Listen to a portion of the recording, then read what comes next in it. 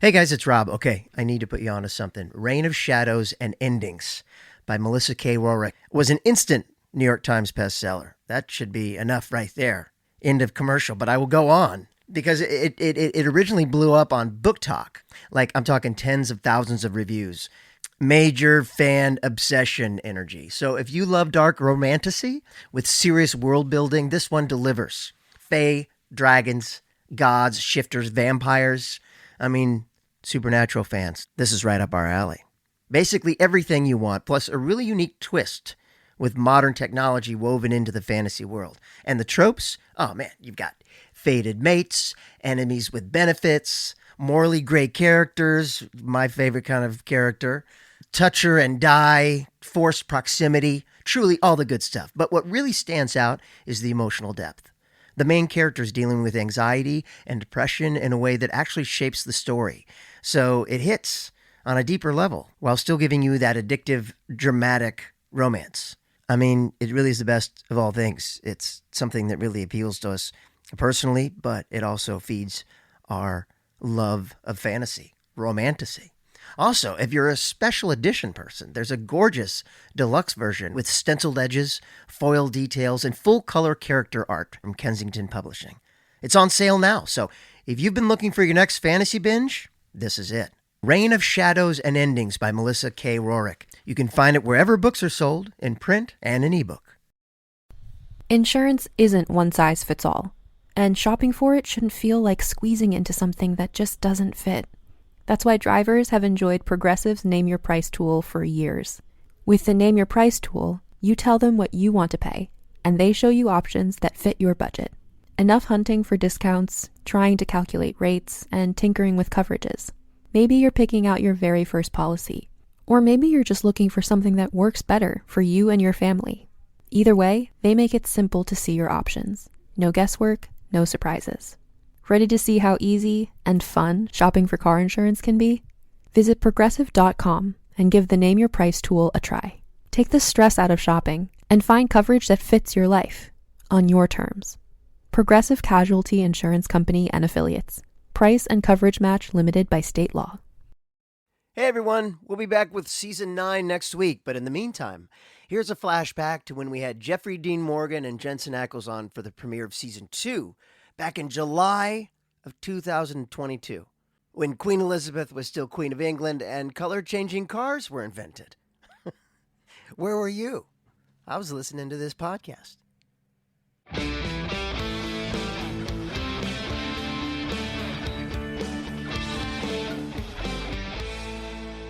Way back in 2005, two brothers set off on a road trip that would save the world and change television. Sonny and Cher. No, you're so off point.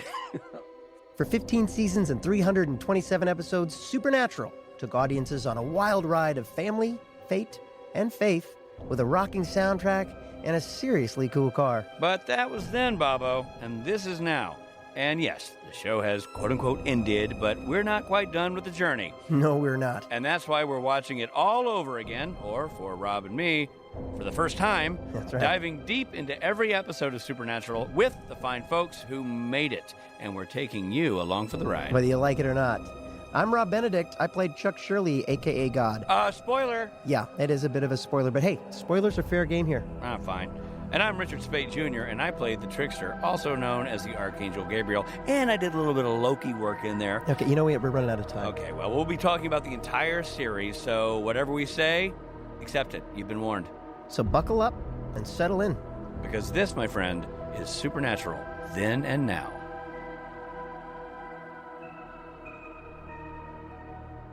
Hey everybody, I'm Rob Benedict. And I'm Richard Speight. And we are now on Season 2, Episode 1 of Supernatural. That's right, Robbie. Some people said we'd never make it through Season 1. Those people, those naysayers, were wrong. Yeah, screw them. Seriously. We're here. And the episode we're talking about is an epic episode called In My Time of Dying. Yeah, man. Which is also the name of a Led Zeppelin song. Yeah, man. And hey, before we get into this, I just want to say be sure to rate us on iTunes and Spotify. Yeah, you got to do that, guys. I'd highly recommend giving us 5 stars. It's the equivalent of 2 full beards. Exactly. So if you only know the beard metric that we use, it's 5 stars in the regular world. Yeah. And so, so we're, help us build the audience for the podcast, share the clips that we're posting to Instagram and Twitter, and help get the word out. Yeah. Get the word out, everybody. And let them know. I mean, this is going to be a great episode. We've got two guests in this episode that are pretty great, and you're going to want to hear it, but we're not going to tell you yet. We're going to get to that later. First, let's get into what this episode was about. So after the car crash, remember at the end of last season, we ended with a car crash. That was a brutal car crash, Robbie. It was a brutal car crash, and it did damage to everybody in the car. And the car. The car did not fare well. No, not at all. Poor baby. Sam, turns out, is the only one still conscious. If somebody didn't know the car was called Baby, it would just sound like you're babying the car. Oh, poor baby. Poor but baby. The truth is, the car really is called Baby. So you're actually not babying the car at all. No, I'm really just calling the car by its proper name. So Sam's the only one who's still conscious. The possessed truck driver wants to finish them off, but Sam scares him away with the Colt. Yeah. So paramedics arrive and rush the 3 Winchester men to the hospital. Dean wakes up and leaves his bed only to discover that his body is still there in a coma. What? Yeah. Yep. Oh, man. Hanging on for dear life. John and Sam fight because John seems more concerned about the Colt than he does about Dean. I tell you that John and Sam, they fight a lot. You know what I mean? They do fight. Yeah. That's their relationship. Well, John sends him to Bobby's to get some ingredients for a spell. Bobby seems surprised about the items John is asking for. Sam confronts John about the spell. It isn't a protection spell. It's a spell to summon a demon. Dean's spirit is able to stop the fight by knocking over a glass. It's like Ghost. It's like the movie Ghost, Rich. He even makes a ghost joke, a little Patrick Swayze reference. Yeah, a little Swayze reference. Yeah, that's right. Anyway, from his ghostly spirit, he's able to will a glass to fall over. And so Dean's spirit is then summoned back to his body where he meets a Reaper in the form of a young woman named Tessa. But we don't know at first that she's a Reaper. We just think she's another person struggling with dying. Yeah. And then she explains that he must let go and come with her. Otherwise, he'll become an angry spirit. I think he's already an angry spirit. I think she is a day late and $1 short on that note. That's true. John goes forward with his plan and summons the yellow-eyed demon. John wants to make a deal. The Colt for Dean's life. Old Yellow Eyes wants to sweeten the pot and asks for John's life. Yellow Eyes possesses Tessa, and she's not happy about that. He restores Dean's life. Then Dean wakes up and has no memory of his out-of-body experience. Sam and John once again argue. No shocker there. Those two, good Lord. Therapy. John tells him he's sick of arguing. He asks Sam to get him some coffee. While Sam's gone, John tells Dean how proud he is of him. He's sorry for making Dean grow up so fast and to keep an eye on Sam. John whispers something to Dean that we don't hear. Then he leaves the room and puts the gun down. Sam returns to find John's dead body. Well, yeah. I really like this episode. A lot of people have been saying, just wait, it gets better and better. I feel like it's. Look, I love season 1. I love the Monster of the Week. I said that many times. Now we're starting to get into sort of the meat of who these guys are and the through line of the show, and I loved it. I thought it was great. I thought they all did a great job, and it was a great story. I'm not a big fan of the father-son dynamics that dot through the show, and I don't think Jared, Jensen, or Jeffrey do a good job executing those dynamics. I think it's flawed from the get-go, and I just don't think it works. I don't think it's going to last. Thanks for joining us, everybody. I'm kidding, man. They're fantastic. I mean, it's just such good theater watching these guys do what they do. I think the script is elevated writing by Kripke. Very, very mature father-son relationship issues being explored. And, Kripke wasn't even a father then. So this really speaks to his tapping into whatever his relationships were with his male role models as a kid. It's really a special episode in that regard. I just think it's really awesome, really well done, powerful, emotional, all those things. Full, well-groomed beard for me. Beard and beer for me. I'm going to rate this one full bushy martini. No, a very, very full, healthy beard. Yeah. Also, another sort of bonus for me is that Lindsay McKeon, I did an early. Here we go. I did an early convention in England with her and the band, and the band and I spent a day in London with her, and she was lovely. She is awesome. She is awesome. I just thought you were going to do your whole "she's lovely" bit.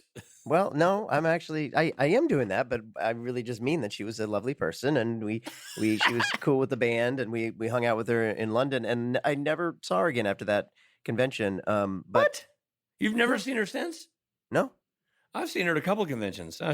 Well, who'd you do to you? I guess they're just very exclusive conventions. I don't know what to tell you.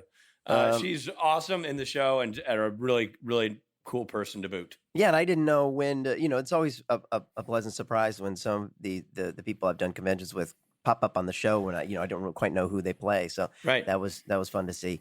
And I've never met Frederick. Is it Lane? Frederick Lane. You've never met Frederick Lane? No, man. I have not. What? I don't know what to tell you, man. Back at early conventions, Freddie and I played guitar together on stage. Which was You guitar together. I mean, what do you want? they're considered by some the best cons ever. Well, listen, guys, we've got a treat for you. We've got a young actor named Jensen Ackles and another young actor named Jeffrey Dean Morgan here to talk with us. Now, Jeffrey Dean Morgan, of course, plays John Winchester, and you've seen him in a ton of things, Walking Dead and Grey's Anatomy.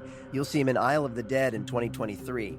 Jensen Ackles, of course, plays Dean Winchester. You can currently see him on The Boys. And he's an executive producer on the new prequel, The Winchesters. That is correct. And they're good buddies of ours. Please give it up for Jeffrey Dean Morgan and Jensen Ackles.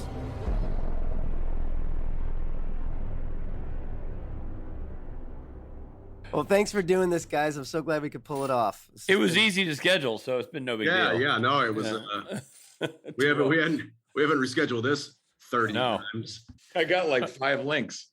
We can dive right into this, but I'll have you know before we start this that I actually watched it today. Did you? So did I. Oh man, because I literally just finished, and I was going to be like, I'm going to be so Johnny on the spot with every reference. I would have never known either. I'm so glad I watched it. And then I watched it, and then I went back and watched the season finale because I was like, I don't remember any of this. Yeah. So what are your thoughts? Like, having just watched it, what are your... Well, I mean, Jensen watched it too, so he kind of ruined I thought I was the only one who knew stuff. Well, to be fair, I just kind of skated through to like the greatest hits. I literally was a minute or two late to the Zoom just now because I was watching the coffee cup land 4 times in a row.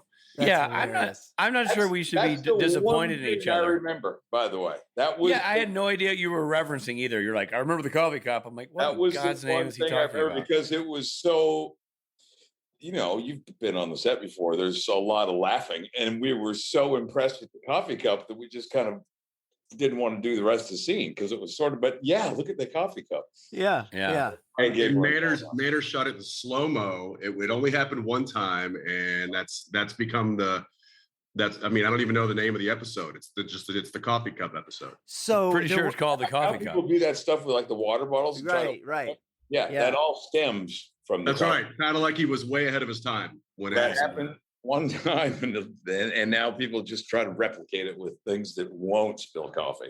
Now wait a minute. That was one take. Well, it was maybe the second or third take. I can't remember, but there was a burst of very big excitement when they said cut. Yeah. Like Dad's dead, but that was fucking awesome. Yeah. And you got to keep in mind too, that's not a normal height it's dropping from. That's like Shaq height. You know what I mean? Like, it's like us dropping it from a 6-foot ladder. Yeah, you could cut to people's POV looking at office windows, and that cup's going by. It was crossing a lot of real estate. What else has stood out? You know what else I thought about was Kim Manners. Yeah. And he directed the last one and this one, and I think that was my big first takeaway from those 2 episodes. Yeah. And this one especially was Kim. What do you recall about working with him specifically? I remember he was on my side, and I was a pain in the ass then, and he was really on my side. No, you weren't. You weren't a pain in the ass. It was your schedule was a pain. My schedule was a pain in the ass, but I'll never forget him wanting to show us how to do stunts. He would just like do a forward roll on a sidewalk. Like, can't you do something like this? And you know, I don't know how old he was at the time, but he 170. Yeah, been diving, rolling on sidewalks, but he had so much energy. And I mean, he directed, I think, about every big episode I did. Bob did one or two, but Kim did the majority of like the 6 or 7 I did that first season, and certainly that one. And then would that have been the last time you saw him? It might. No, I came back and did. I don't remember that episode. You remember, Jensen, where it was like in a graveyard on a set, and the green light came. Yeah, it was. That was the All Hell Breaks Loose. Did he direct that? Yeah, that was when. He was directing that. That was when Dean shoots Yellow Eyes. When Fred Lane, you appear behind Fred Lane and grab him, holding him so that Dean can get a shot off. That's right. Wow! Spoiler alert. You know, there's some Spoiler alert. Talking about it being a Kim Manners episode, and this going back, you know, we're shooting on film back then. This is not digital. There's a couple of shots in there there's a shot specifically that is really, really cool. And Ackles, it's a shot that involves you and Padalecki. It's when you're first coming to in the hospital. You're staying in the hospital. You're looking out at Padalecki. Padalecki comes around, kind of steps forward, and then you're out of focus behind him. And then you move off and we boom down and it's you in the hospital bed. Yeah. Oh yeah, that was a cool shot. That was a great shot. But and it predates digital. Was that a repetitive motion dolly move or what was that? No, I think I believe that. Yeah, it was a repetitive. I think it was a split screen thing to where they shot it once. They shot the plate. You know, it was an old school vis effects shot. It wasn't like I quickly dove into the bed and put the. No, I know that. Hooked everything up. Well, they just killed the myth for me. I thought for sure that's what happened. No, I just because I couldn't figure out on my eyes. So they did the plate of you in the bed on its own without Jared. I think so. You. I can't think of another way that would actually. I think so too. A really elegant shot. I want to say that we got an idea of exactly what that shot was going to be on the day. And it was that. It's exactly how they shot it. It's cool. I was just around when you were laying in the hospital bed making fun of you. I can't remember. One of those going on. Jeff, do you remember what you whispered to Jensen when you whisper in his ear? I remember the first 3 times I whispered absolute bullshit. I told him that he was a shitty actor or whatever it was, because nobody told me what the was going on with the story. I didn't. Right. And then Kim pulled me aside and was like, okay, this time tell him, that Jared's not his real brother. And he's like, and just improv, just say whatever. Not your brother. And, he's the son of a demon or some shit. And I was like, I thought he was with me. I'm like, you're with me. And he wasn't with me. And I did tell Jensen, I think Jensen already knew, but that was the one they kept. That was the one, probably because I wasn't around and Jensen wasn't around. I think the first time you came in, you're like, your erection is showing. And then I think like then the final time you're like, your brother, you're gonna have to kill your brother. That's what. Yeah, it was something like that. You have to kill your brother, or he's not your brother. You have to kill him. So it was something. Wow. It was something that we were all like, whoa, because I remember. I want to say Entertainment Tonight was there. Yeah, doing interviews that day. And we had just found out, or I had just found out, you may have just found out this information too. And I was itching to spill it. Because I was just kind of revolutionary. Right. Fucking this information. Jeff's got less of a filter. I was excited.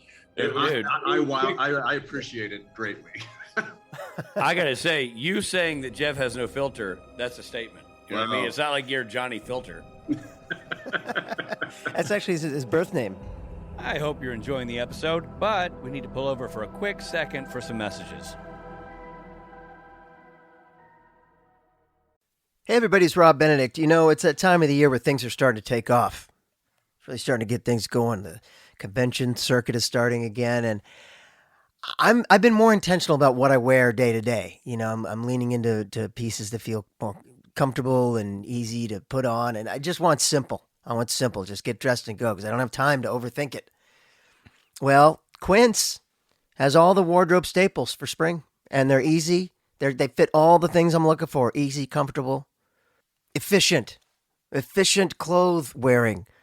You want it to be easy, and you don't want to have to search high and low for the best stuff or feel like you have to pay more. Quince makes it easy. Think European linen shorts and shirts starting at $34. Lightweight, breathable, comfortable, but still they look put together. And clean, 100% Pima cotton tees with a softness that has to be felt. And their pants. Don't get me started on their pants. It's the same deal. Balanced, relaxed, comfortable, but still polished enough to hit the parties if you want to. Everything is priced 50 to 80% less than what you'd find at similar brands. Quince works directly with ethical factories and cuts out the middlemen. That's my favorite part. So you're getting premium materials without the markup. I'm still loving this pair of linen shorts I bought at the end of last year, and I haven't been able to wear them, and now the weather's changing, and I've gotten to, and they're super comfortable. And everybody says to me, where did you get those? At one of your fancy pants European clotheries? Are they called clotheries? Clothing stores. No, I say. I got them at Quince.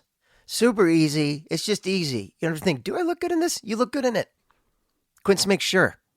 So refresh your everyday with luxury you'll actually use. Head to quince.com/STN for free shipping on your order plus 365-day returns. Now available in Canada too? That's QUINCE.com/STN for free shipping and 365-day returns. Quince.com/STN. You need Mint Mobile if you want to save money on your wireless bill. There, I said it. And if you have kids, which I do, I have 3 of them, you can save big money. I'm telling you, these wireless bills can get out of control fast, especially with teens. Teens, they're the worst. Well, put them on a Mint Mobile plan. They'll get everything they need. You'll get everything you need. Crisp, clear connections, and a ton of data. So you got to stop overpaying for wireless. I know why you're doing it. You're doing it because that's just how it's always been done. Well, Mint Mobile is here to rescue you with premium wireless plans that start at $15 a month. In this day and age, are you kidding me? Gas is practically $15 a gallon. $15 a month for a cell phone bill, that's a screaming deal. And all plans come with high-speed data and unlimited talk and text delivered on the nation's largest 5G network. So bring your own phone and your current number. You activate with an eSIM in minutes, and you start saving money immediately. No long-term contracts, no hassle. You're not locked into anything. So ditch overpriced wireless and get 3 months of premium wireless service from Mint Mobile for $15 a month. I got to tell you something. It works for the Speight family. You know how teens are. We've been over that. Well, put them on a lockdown plan where they're getting everything they need out of a cell phone, but you're not paying for a bunch of junk. The cell phone works like gangbusters, and you're going to thank me. You'll be glad you did. So if you like your money, like I like my money, Mint Mobile is for you. If you don't like money, hey, go to the casinos, go blow it on a bunch of crap. But I say don't do that. I say sign up with Mint, and you can do that easily. All you got to do is shop plans at mintmobile.com/SPN10. That's mintmobile.com/SPN10. You're welcome. Upfront payment of $45 for 3 months, 5 gigabyte plan required, equivalent to $15 a month. New customer offer for first 3 months only, then full price plan options available. Taxes and fees extra. See Mint Mobile for details.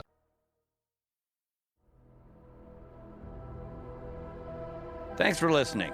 Now, back to the episode.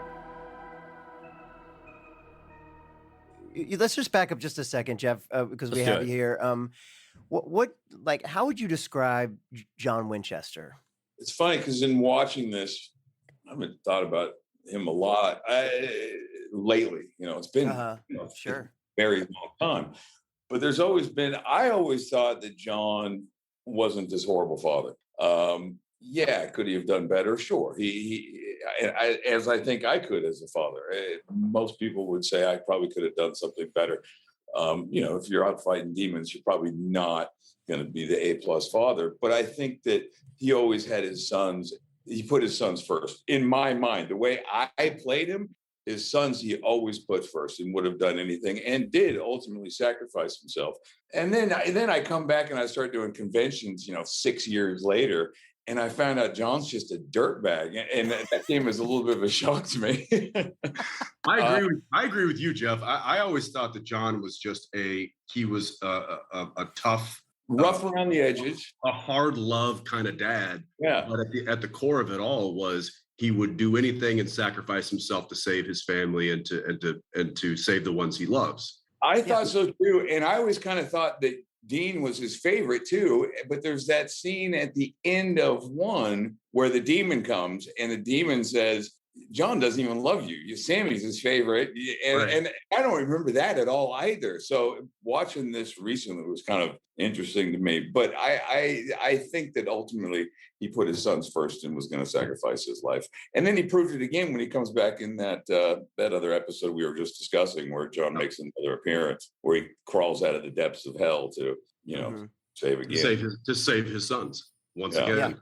Yeah. I feel like there's some judgment going on about John when they talk about, sort of the surface things. He leaves the kids in a hotel, that life. But if you peel that back and you realize like he's a man driven by terrible circumstance. Right. It's an extraordinary lifestyle, right? I mean, if this was a thing, fighting demons, and I think the best thing you could do is probably leave your kids at the motel alone for a few days. Right. You don't want to bring them into. You can't take them with you. Right. Trying to protect them. Yeah. And I think also he trusted his kids, in particular Dean, a lot with the raising of Sammy. I think he put unfairly a lot on Dean as the older brother, and I've always thought that. But I also think that it was all out of love. And I think there was a lot of trust in that relationship. And there was this. And especially with Sammy, we saw in this last couple episodes, we saw it again in the very last episode, almost the last scene I have with Jared pretty much before the coffee cup is us fighting. And Jensen kind of between us, tennis balling, going, stop it, you guys, which was sort of a theme throughout that first season when the three of them were together. Yeah. I also feel like there's just a difference in time, a generational thing. Sure. I think a lot of us remember growing up as a kid being left to our own devices at a very, very young age.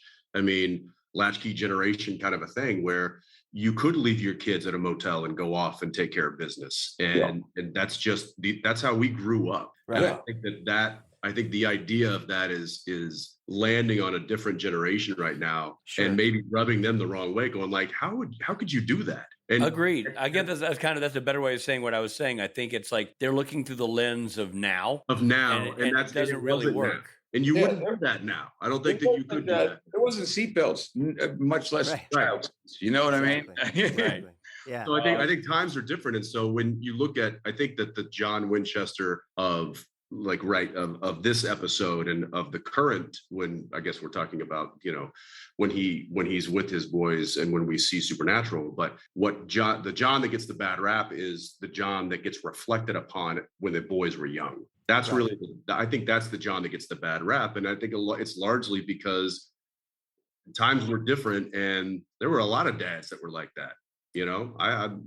I spent a lot of time, where my parents had no idea where I was when I was at a very young age. And that just doesn't happen now. Yeah, totally. Like Jeff said too, like we weren't even getting buckled into the car. No, just rolling around the back seat, Yeah, exactly. I spent a lot of my time in the back of the family station wagon. Facing the other way. Exactly. Well, and also understand the three of them, this life that they had, losing their mother. Dean certainly remembers that. He saw his mom on the ceiling, right? I mean, so there is some stuff here that it goes much beyond even kind of basic stuff. These kids grew up in an extraordinary way. So I think leaving them in the hotel room is something that Dean certainly at the age of 11 understood, though we did do a flashback episode in that first season where I'm yelling at an 11-year-old Dean. Right. Yeah. And leaving him in a hotel room. Yeah. And that was kind of the first time I'd ever remember feeling, oh, John, you're fucking up. Yeah. Right. But that's that's the glorious thing about these characters is they are flawed. Yeah, they are flawed, but I said this recently. I love characters that do the right thing, and sometimes they do it the wrong way. Right. And I think John always thought he was doing the right thing, and sometimes maybe he got there the wrong way, but he was still doing it for the right reasons. So, I think Kripke has done such a good job of writing that father character for a man who at the time didn't have kids and wasn't a 1970s father. There's a moment in the episode we all just watched where Jeff, you say to Jensen, "Hey, I used to come home stressed," and you'd pat me on the shoulder and go, "That's okay, Dad." And it's a beautiful moment. And then you go to this next level and you say, "I'm sorry I made you do that. I'm sorry you had to do that. I should have been doing that for you." And I got to tell you, I thought that was a beautiful moment. Like that takes a level of understanding parenting and reflexive parenting that I thought was a way beyond Eric's. Yeah, he was writing that in his early 30s before he. I know. Before he was dad. Yeah, I mean that speaks from an experience that he hasn't had, all based in kind of the Star Wars meta universe too, right? I mean, that's what they always said to us then, and none of us were fathers, and now most of us are. You know what I mean? So all of us are. Yeah, all of us are. Yeah, that was a very astute moment, and I think that's one of the things I think Supernatural does incredibly well. So Rob and I are basically watching the show for the first time, and for all of the flash of monsters and fights and things that are sort of the aggro alpha moments of the show, it does sensitive male incredibly well. And it does it through a 1970s and 80s lens, not a 1990s, 2020 lens. It's when it's harder to say I'm sorry. It's when it's harder and less awkward and less natural to own up to one's shortgomings. It's just really well done. Men, especially at that time, were completely screwed up and not in touch with their feelings, or hid them very well. And I think this first season, you see three pretty grown men sharing their feelings through the worst of it all. Sometimes it came out maybe not the best way, and that can go for either three of the main characters that we're talking about, but they did try to communicate. They never ran from their you know what I mean? Yeah. They never closed the door on their issues, and they faced them, and it got ugly, but they did, and that is also rare for that time period. Yeah, I never had conversations with my father back in those days about anything. No, right? No, still. And I know he never talked to his father about anything, ever. Yeah, exactly. Jeff, when as Rich said, we're watching it from the beginning, and we weren't even aware how much you were in. I knew you were in it. I knew at some point you stopped being in it. Yeah. But there was a point at the end of season 1 where I was like, this is going to be the show for a bit. It's these three superheroes, the two superheroes and their superhero dad. Like I was like, oh, this is the show. And then boom, you're gone. Yeah. Did you know? Yeah. Did you know? Oh, this is just going to be a few episodes and then I'm out. I mean, I was surprised they brought me back after the pilot. And then when they did bring me back, was the first episode? I think the second one I did was Shadow, which was one of my favorite episodes. And then they approached me towards the end of filming and wanted me to become a regular for a year or two. They offered me a contract. But I had a job. I was doing movies. Grey's Anatomy? I was doing Grey's Anatomy while I was doing the first year of Supernatural. I think I was going to Ireland to do P.S. I Love You. And I'd already said yes to it. And I was going to be gone for like 6 months or something. And then I went right into Watchmen. Wow. So, but I remember when they had asked initially, I was sort of kicking myself because I kind of knew. I mean, the first year you don't know what you're kind of getting into. I knew I loved Jensen and Jared, and the crew was super cool. I knew the premise of the show was cool. I'd seen like only 3 episodes because my career went from no career to you're going to work every day. And I just never had time to do much. And then I caught up with it all and I was like, it's a really good show. And I wanted to do it. I really wanted to do it. And I wanted to find a way to get back. And I just, at that point I was sort of dead. It was just, but they still found ways of bringing it back or at least alluding to, I mean, John was never gone. Yeah. Like, he was always a part of the story, you know. Yeah, I mean, they brought me in a couple times to do like a voiceover thing or show a photo of him. The character was such a huge hit and mythical, such a pivotal element to the whole story that, you know, he was always referenced. He was always talking. I wonder how different the show would have been had John lived for another year or two. I wonder, you know, because I think it would have changed sort of the dynamic of these two. I still call them my boys. It would have changed their dynamic, I think, moving forward. And I don't know how anyone would feel about that, having watched it for 20 years. You know what I mean? It would have been fine. We would have just had 16 seasons instead of 15. How was it for the three of you connecting? Like, did you guys get along? You seem like guys who would get along easily, but was that the way it was out of the gate? Yeah. I don't think there was everybody kind of fell right. I mean, this is the thing when Jeff did the pilot, there was every intention of bringing John back into series at a later date, but there was heavy talk of it was only talk of recasting an older actor. And I remember, I want to say I heard Bruce Campbell. Campbell, I think they were really getting Bruce Campbell, which was like Kripke's big, like, oh my gosh. Yeah, Kripke really wanted him. Yeah. And for some reason that didn't pan out. And I think they kind of licked their wounds and said, okay, well, who else would make sense? And I don't know whose brilliant idea it was, just to kind of let Jeff get Jeff super cheap. Have him grow a beard, maybe gray him up a bit, make him look a little more disheveled, and let him play, because Jeff's only 10, 11 years older than I am in real life. Right. Well, it probably honestly helped that Grey's Anatomy my character had just hit and kind of taken off too. Yeah. And so it was sort of like a perfect storm. And then, CW and the powers that be were like, bring him back. Let's do that. Yeah. I'm not sure how many episodes I ever thought I would do, but when I got there, I think we got along so well.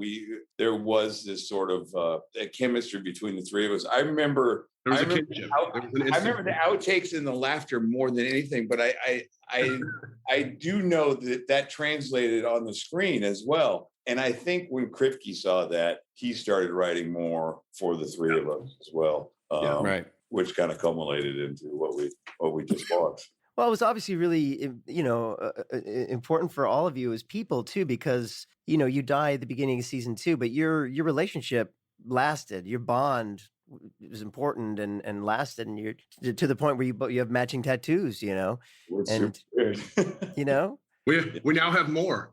Yeah, we got another one the other night, like 2 weekends ago. Oh, you did at that other wedding? What of? What's it of? We got little chevrons on our thumb. Oh, we got little chevrons on our thumb. Oh, that's awesome. You can't let us hang out in Oklahoma for more than a few hours on our own. Well, I've got Rich's face on my lower back, but but you had that before you guys knew each other. That's before before he met me. That was made for an awkward first encounter. I can't help but every time I see chevrons like that, I always think of Bruno Kirby going, "Do you know what 3 up, 3 down mean?" And Robin Williams going, "The end of an inning," like from Good Morning Vietnam. He's like, "Look at these stripes. You know what 3 up, 3 down mean? The end of an inning." The end of an inning. It's funny. Famously from our conversations with the visual effects guru Ivan Hayden, there was a moment that we haven't gotten to yet. So we're leaping forward in your journey, but that you shot a fight sequence, Jeff, where you weren't actually there. Like they shot your part of a fight sequence and then went back and shot the rest of the fight sequence later. Am I saying that right, Rob? That's what we were told. Yeah. Because when I was doing my bit with Fred, only shoot my side of it. Yeah. Maybe. I think that's what it was, because Ivan made a big, because what it was a very big conversation piece about he had to design your part of that fight because it's visual effect heavy without you there, and then do your thing separately. And the marriage of it was a little bit more challenging. Again, visual effects being what they were. Yeah. Just many years ago. I mean, I don't remember. I was there, and I know I was there with Jensen and Jared, Fred Lane. They were all there. It was a cemetery set, I believe, on stage. On stage, yeah. I mean, I remember it very well. But maybe I only could give him a day or something. I think it was piece. I think they did piece you in. Yeah. To the they shot you guys. Because I'll never forget that scene with Fred. He throws me against a tombstone, and they had very, very nicely put a soft pad on the tombstone. Oh. But the base of the tombstone was still concrete. Right. And so I fell back, and my right elbow went back and hit the corner of the tombstone directly on my ulnar nerve, which is your funny bone. Ow. And it is literally to this day still largely more sensitive than my Wow. And I hit it, and it was on Fred's coverage, and he was coming in hot. And I hit it, and it's my from my shoulder down to my fingertips, my whole arm went completely numb in this weird way of pain and fire. And it was, imagine just taking a ball peen hammer to your funny bone. That's what it was. Did you you man up? Oh, it's his coverage, right? It was his coverage. My whole right side just going numb. And I was like, don't mess this up for him. Because he's coming in hot. And I did. I just suffered through the take with just grimacing, just going yeah. I can imagine a lot of hammers hitting that bone, but a ball peen, Yeah, that's some kind of strike. That's my least favorite hammer to get hit with. Of all the hammers. Was it the ball or the peen side? Was Fred a good guy? Great. Guy to work I with? only had a couple scenes with him, and I loved him. I thought he was Fred's cool. great. I think my big scene with him was the last episode of 1, I believe. Yeah. I loved him because he studied what I did in that one scene when I turned into the demon. He studied it so much that he could replicate almost every kind of vocal thing I was doing. And all I was doing was kind of copying Jack Nicholson from The Shining. That's that's what I remember kind of ultimately landing on with Kim Manners at the Sutton bar. And they're talking to him about where all good decisions are made. That's right. That's exactly right. For our listeners, the Sutton is the hotel they put us up in Vancouver. Oh my God. That was Hollywood North. It really was. You run into actors. It's like a dormitory. You come home from set at 2 a.m, and it's like what other actors are you going to get in the elevator with? We spent many a night there, Jensen, that first year. We did. I think every night there we probably closed that place down more than we should have. And by the way, Kim was with us, and he was directing the episode the next morning. Yeah, he was there every night with us, which was super cool. I'll never forget across, we're sitting in the corner, the furthest table away from the bar. And he stands up on we're sitting in a booth, and he stands up on the seat, and he yells at the bartender, and he says, "Hey, Brian." And he points to his empty pint glass of vodka, and he says, "There's a hole in my fucking cup." That was just his very nice way of asking for another round. Very subtle. Very understated. He got it. And his wife was always with him too. And she was Marlene was, she had a white wine goblet. Yeah. And they were living there, right? Yeah. What's that? They lived at the Sutton. They lived there. Yeah, that was their living room. They did. So we'd go there right after work, and she would meet us there. We talked about him doing early on. We talked about Kim Manners with Phil Segresha and Bob Singer, and he was living in the Sutton when that was the one high rise in Vancouver. You know what I mean? Because he started with X-Files. Chris Carter days. Well, he was there with X-Files. He was there before X-Files. He was there doing 21 Jump Street with Depp. Oh, yeah. That's how long Kim Manners was ingrained in that hotel, and it was such a great in that film show. culture. Yeah. Jeff, you've said something earlier about that your perception of the character of John and how you played him and how you embraced him as an actor, and then that's your performance, that's your choice. Those are the choices you made that got saved to film. Then years later, you said you go to conventions and fans are kind of picking him apart as being not the father. I was shocked. So I was like, yo, fucking hate John Winchester. What did he do? Yeah. Well, here's my question. Because you're the guy who laid the groundwork, really it's your character, it's your painting you painted. Did you ever find yourself getting defensive? Every time. Every single time. Yeah. I was like, that's not how I played him. I don't have control over what happened 5 years later in a story that someone, I don't know what character told to Jensen about when he was 7 or Dean, but how I played him is how. I mean, I remember the discussions that I had with whether it be Bob Singer or Kim Manners or Eric Kripke, and it was always coming from a place of love. Was it screwed up? Was he a screwed up person? Yeah, but he had been through so much emotional turmoil. I mean, we take away the demons and his wife getting killed and all that. Just going to Vietnam, he was probably fucked up. So take everything else out of it. Everybody I know that served in Vietnam has some issues.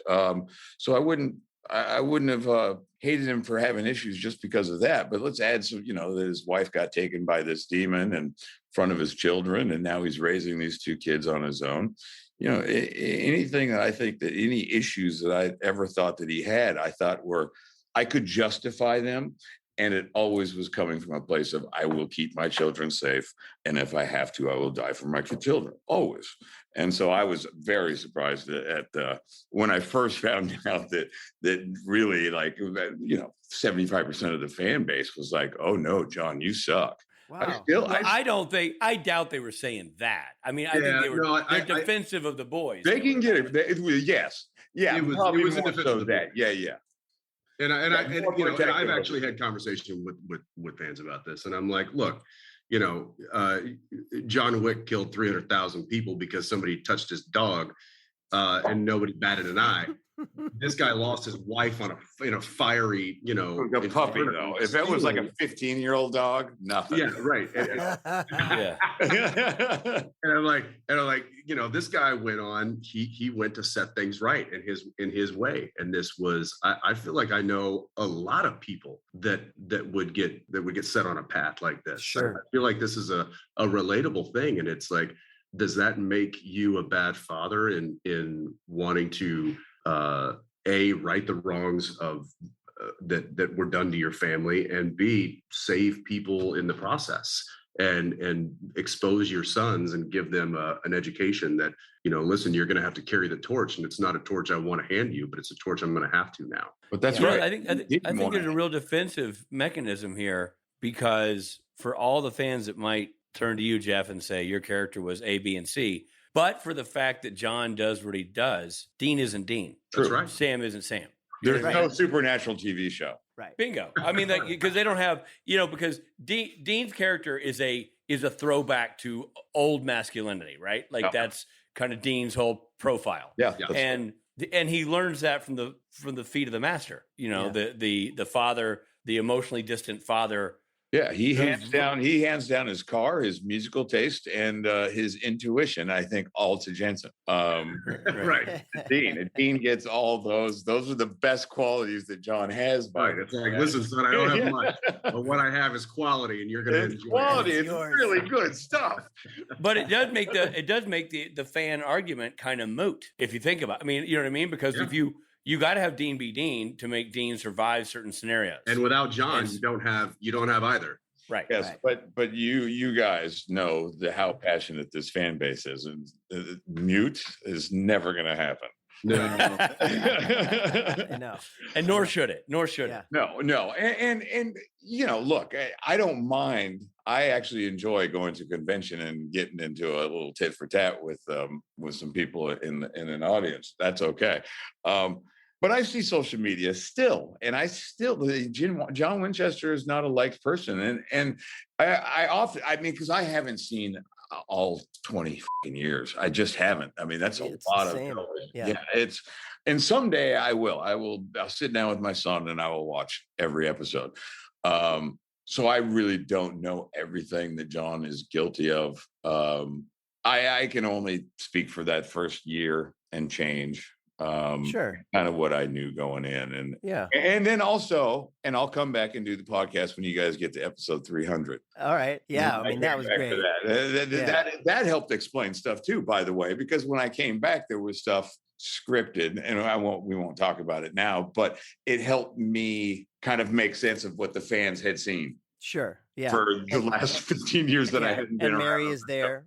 That's Sam right. is there playing Mary, and yeah. Yeah. And that must have, I want to say something real quick while we're on this topic, and that is that Jeff just said that he's like, I haven't watched all the episodes, I haven't seen all of it, so I don't know where John landed in a lot of that throwback, those throwback references. I did. I was there. I was a part of every episode. I read every script, and not only did I consciously play Dean as a character who idolized his father, loved his father. And, not without fault. Obviously, I think every son is like, dad didn't get it right here. Dad didn't get it right there. But ultimately, Dean loved his father because Dean felt love from his father. I've been asked, what other character on Supernatural would you want to play other than the character that you play? And I generally always say John Winchester, because I think it is a character that is highly redeemable. I think it is a character that is highly complex. And I don't think we got to really flesh out the nuance of that character. In my mind, I have John in a set in a way that I think is a incredibly redeemable and nuanced character that is very similar to Dean. I mean, look, there was a reason why I tried to lower my register of voice throughout the course of the show, and it was to emulate your deep voice, and it was because I was playing Dean. I was playing Dean in a way that I was feeling myself, which was, I love Jeff and I love what Jeff did with this character. And that's my true north. That's where I'm headed. And so, for everybody that has issues with John, I definitely take I take a defense to it too. Man, the internet's gonna fucking explode. I can't wait. Bring it on. People are just gonna be like, no, he didn't say that. Well, that's good, because the internet's usually such a calm and loving place. They'll switch it up somehow they're going to end up being mad at me and Rich. That's true. Listen, guys, if you're wondering, we've gotten paid to say everything. This is all scripted. We got scripted 3 weeks ago. So Jensen, I'm going to let you guys go, but now you've got the Winchesters, the prequel, where you get to tell more of John's story, which is interesting, right? We get to see young John meeting Mary.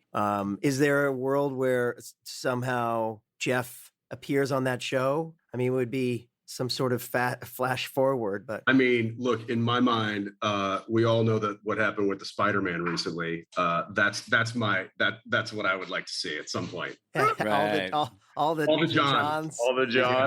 Matt Cohen, Jeff, and I'm not a writer. I don't know how to write that kind of stuff, but I certainly have planted that seed. So we'll see what happens. I have a question for you, just to circle back, Jensen, before we part ways. Everything you just said earlier about Dean's relationship with Dad. Yeah. And then Dad dies. Yeah.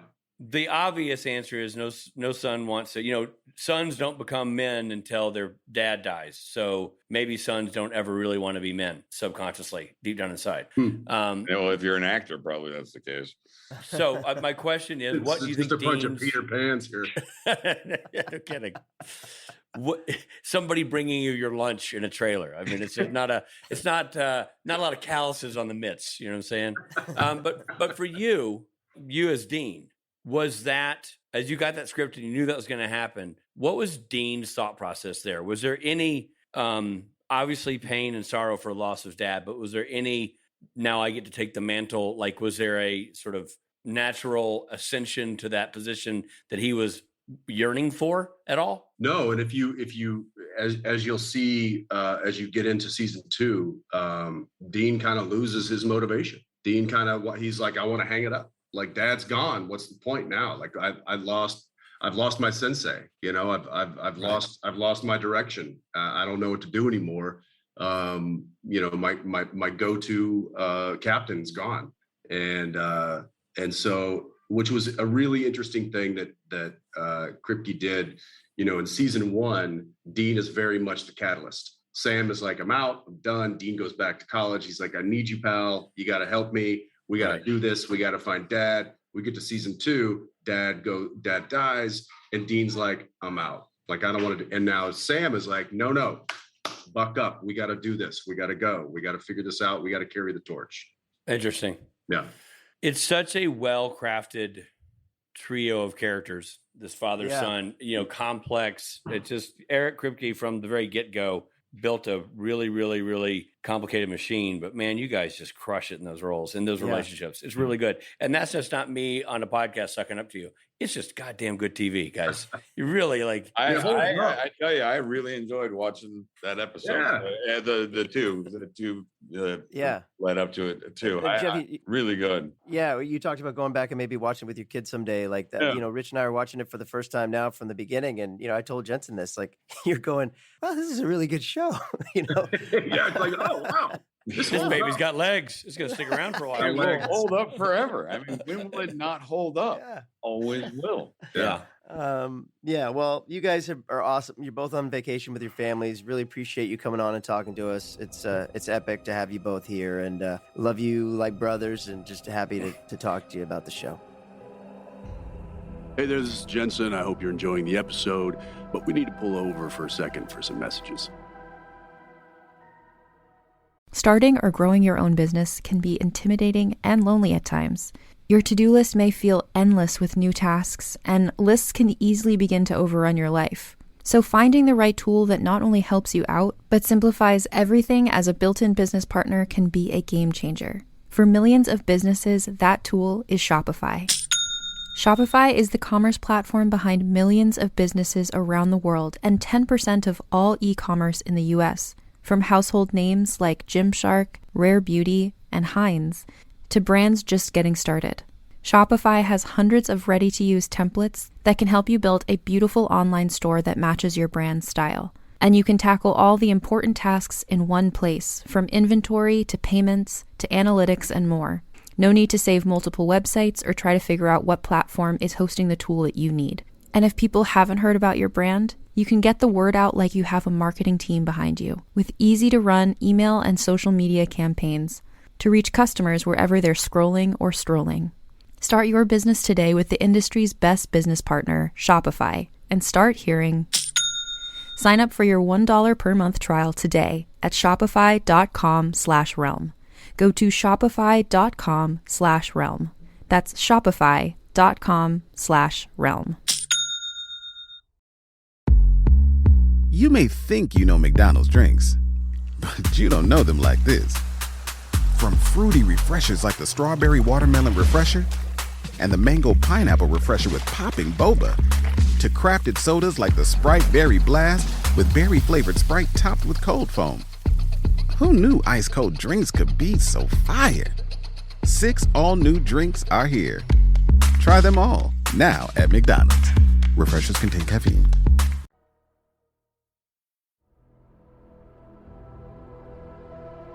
Hey there, thanks for listening. Now, back to the episode.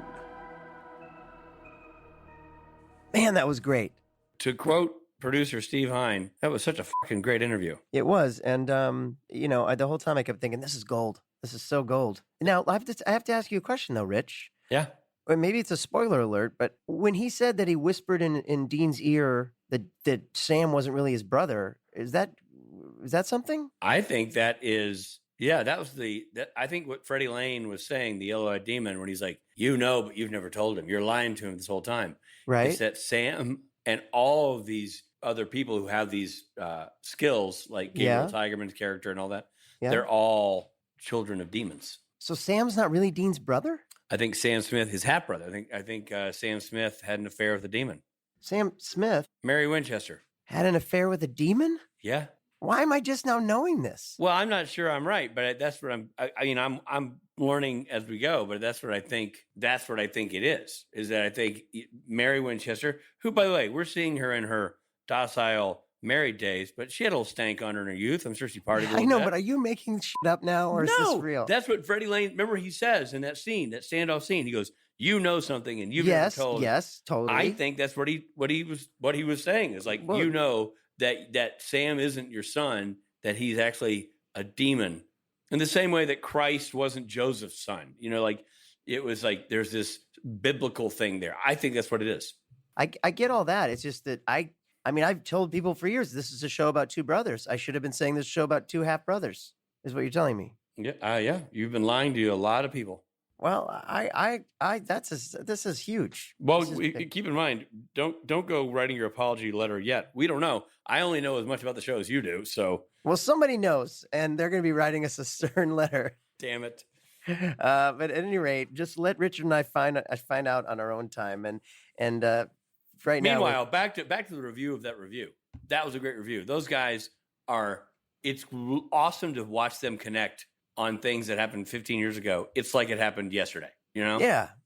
And, then this is, we can't say this enough. We say it at conventions, but, the impact that this show has had on the fans of the show is significant, but the impact that the show has had on us in the show is significant. It's not just another job. It's supernatural. Indeed. All right, Robbie, it's time to get to the segment that you and I both like to call Mythology. Out-of-body experiences are sometimes referred to as astral projection or spirit walking. I didn't know that. You didn't? No, I didn't know astral projection was. Really, I've got a book called Astral Projection that's all about out-of-body experiences. Oh, there you go. But spirit walking is what I've seen you when you do your spirit walking. You mean when I walked out of the store to get my American Spirits? Grab a pack of smokes just to take the edge off? What does my spirit walking look like? I was thinking more when you're mad at me and you just need to go take a walk. I needed 5 minutes to clear my head. Yeah. The term out-of-body experience was introduced in 1943 in the book Apparitions. Oh, that's interesting. You never think about a phrase like that that's so common being introduced. But that's yeah, cool. that's wild. According to surveys, about 10% of the population reports having an out-of-body experience. Wow. Are you part of that 10%? I'm not. Are you? No. No, it's shocker. Yeah, right. You couldn't be less shocked. And did you know, well, you probably know this, I don't have to tell you, that a 2014 study tried to explore this whole concept by looking at cognitive awareness in 101 people who had survived cardiac arrest. Wow. They were going to stop at 100, but then they thought, it worked for the Dalmatians to go 101. Let's go all the way to 101. We've come all the way to 100. We can find one more person. Well, what did the authors find, Rich? Well, the authors found that about 13% of the participants felt a separation from their body during resuscitation, but only 7% reported an awareness of events they wouldn't have seen from their actual perspective. Huh. That's the out-of-body part. I see. Interesting. Yeah. Well, common reports of out-of-body experiences are reported because of near-death experiences, childbirth, strong G-forces, Gee. sensory deprivation or overload, brain injuries, Or Rob's specialty. drugs. There is no scientific evidence that a person's consciousness can travel outside their body. There just simply is no scientific evidence. Sorry. No. So what we're saying is no. No. It doesn't Although really that's happen. science. But what does science know? You know what I mean? Science True. can't measure the heart. So in many ways, listen to science, but in many other ways, F you, science. Good. Well said, Richard. Thank you. Now it's time for fun facts. Oh, fun facts. You're so fun. At around 19 minutes in, you can hear Dr. Kripke being paged to room 237 for a code blue. 237 is a reference to The Shining. This isn't the first time the show has used room 237 reference. And of course, Dr. Kripke is for Eric Kripke, the creator of the show. All right. When I was in high school, we used to say if we had to go use the restroom, go number 2. But we didn't want to say it. We'd say we had a code brown. Is that true? Yeah. I thought you were going to say, instead you'd say you had to go 237. No. Yeah. Wait. Are you doing number 1, number 2, or number 237? Yeah. Even if I have to go number 2, I always lie and say I'm going number 1. You are the fastest pooper I've ever seen, so no one will ever know. That's true. Even today on set, I had to go, we'd say 10-1, right? And I said I have to go 10-1, but I didn't. I went 10-2. But it was a quick 10-2, so no one You knew. barely break stride, man. It's like it's unbelievable. Thank you, Rich. It's the nicest compliment you've ever given me. Well, you're not a man with a lot of skills, but what skills you have in spades, and you do very well. Our next fun fact is In My Time of Dying is also the title of a Led Zeppelin song, which I said already. The doctor calls the time of John Winchester's death as 10:41. But the time on the heart rate monitor says 9:06. This means one of two things. It took him a long time to die, or the doctor doesn't know how to tell time.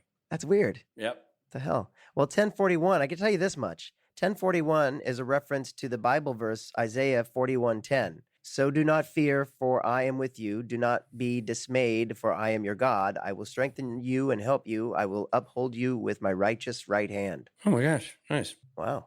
John's alias, Elroy McGillicuddy, is a reference to I Love Lucy. McGillicuddy is Lucy Ricardo's maiden name. Azazel dismisses Dean as not much of a threat. The irony is that Dean eventually kills him. I mean, this is another spoiler alert. I can't be having this. If I hadn't said at the beginning of this show in the credits that there'd be spoiler alerts, I'd be so annoyed by that spoiler alert. You know what I mean? Totally. Yep. Same. Well, Rich, this has been great. It's just been, it was awesome to have those guys on. And I'm just so thrilled that we put it together and made it happen. I'm so glad we did too. And thanks to those guys for squeezing us into their tight schedules. I do want to say one thing about this episode. There's some great shots. Kim Manners directed the daylights out of it. So well done. Another tip of the cap to his artistry. Really solid, guttural son of a bitch from Dean in this one. I know we're not doing son of a bitch count, but there's a really good son of a bitch. And I feel like we should be doing the son of a bitch count because I think we're going to get more of them. I think it's going to be a thing. Great. And I just want to say right now, for all the greatness in this episode, let's not overlook the son of a bitch. Great. I like that. And, also just another tip of the cap to Eric Kripke, who wrote this episode. And it's really well-written episode. I love it. I wasn't expecting it to be what it was, and it was just so well done. So here we are, off to the races, season 2. Finally. See you at the next one. Indeed. Here we go. It's happening. This episode of Supernatural features Jared Padalecki as Sam Winchester, Jensen Ackles as Dean Winchester. Guest stars include Jeffrey Dean Morgan as John Winchester, Frederick Lane as Azazel, Jim Beaver as Bobby Singer, and Lindsay McKeon as Tessa. In My Time of Dying was written by Eric Kripke, directed by Kim Manners. Editing by David Ekstrom. Music by Jay Gruska.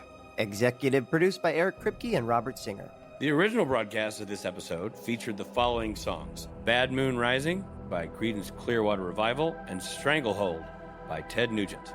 This episode originally aired on September 28, 2006. This episode of Supernatural Then and Now is hosted and executive produced by Richard Speight Jr. and Rob Benedict. Produced by Stephen Hine, written by Stephen Hine and Haida Holscher, and edited and associate produced by Trey Booty. What's up, Booty?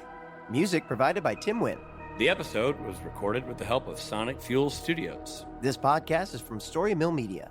Follow the podcast on Instagram and Twitter at SPN Then and Now. And be sure to follow us and like us.